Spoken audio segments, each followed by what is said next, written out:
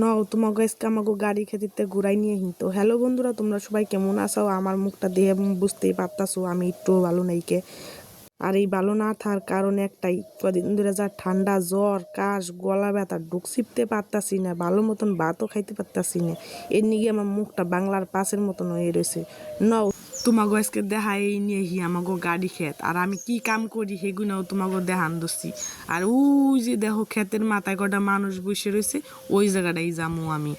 আর দেখছাও নাকি আমি যেদিনকে যেদিনকে কামে যাই সেদিনকেই ঠাড়া পোড়া রোদ উঠে। আর এই যে জমিটা দেখবার নাকছাও, এহেনেই ছিল রসুন ছড়াই না। রসুন তো চাঙ্গে তোলা হয়ে গেছে, তারপর ভুট্টা নাকাইয়া গা গুতুর এত ব্যথা হয়েছে যে এখন ঠিক মতন আঁকতেও বসতে পারি না। তার নিকে রাগ হয়ে আইডে এলাম খেতে। তো খেতে আইলে কি হবো, গুতে তো হেয়ে বুঝবো না। আর ওই যে দেখো আমাগো বাড়ি, আর ওই বাড়ির থেকে দেখো আমাগো কচু ক্ষেত কত দূর। আর এই যে দেখো আমাগো কচু খেতে মুনিষে কাম করা দছে কি ডিবুর ডিবুর ডিবুর ডিবুর করিয়ে।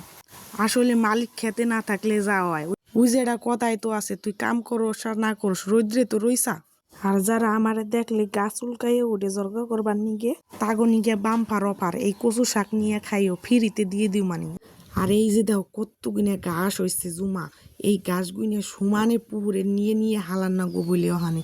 যেহেতু আমাকে ওই হালন নাগবো, এর নিগে বেশি দেরি না করে খাবলা খাবলা করে মাই দেওয়া একটা চটের উপরে কসুন দিয়ে বস্তাটা বাইন্দে নিল। দেখো কেমন করে আমার গলা খারাপ দিয়ে ঠিক মতন দেখো কথাও কইতে পারি না। তারপরে দেখো মায়ের মাথায় বস্তাটা উড়াই দিলাম। আর এই বস্তা উড়াইতে উড়াইতে দেখো আমার আগাও পড়ে গেছি। আর আগারও কোনো বুদ্ধি আকিল নাই কি, আমি যে ওখানে মাঠে আইছি এটা তো আর আগাই বুঝতেছে না।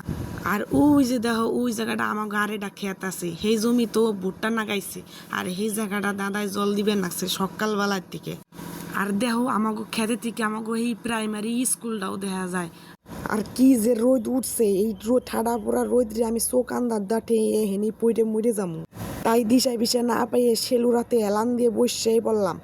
বসে বসে ডক করতাছি আর ভাবতাছি মায়ে এখন তো তা হেনা কিসিনে দেখতে দেখতে মায়েও আইয়ে পড়ছে।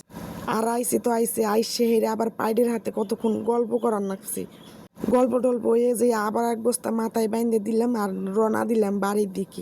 বাইসে থাকলে আবার কালকে আহো মানে খেতে। যেই রোদ উঠছে এই রোদে থাকলে পরে আমি হুগাইয়ে জুগ হয়ে যাবো।